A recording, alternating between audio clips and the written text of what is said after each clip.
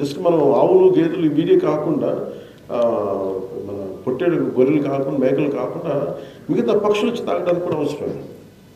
అలాగే మన మధ్యన నాకు నా దృష్టికి ఎవరో తీసుకొచ్చారంటే పాపం మేకలకి మన లేళ్ళకి ఇబ్బంది పడుతూ ఉన్నాయి, వాటికి నీళ్లు లేవంటే ఒక మాట చెప్తే పాపం వెంటనే వాటి కోసం నీటి తొట్టి కట్టి పెట్టగానే అవి బయటకు వెళ్ళి ప్లాస్టిక్ తింటాం అయిపోయింది పాపం.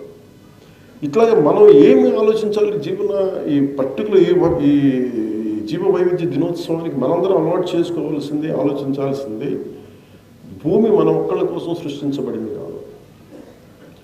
గజేంద్ర మోక్షం కూడా ఏనుగుని ముసలి పట్టేసుకుంటే దేవుడిని అడిగితే మొరపెట్టుకుంటే ఆ జీవిని కూడా రక్షించడానికి మహావిష్ణువు వచ్చినట్టు.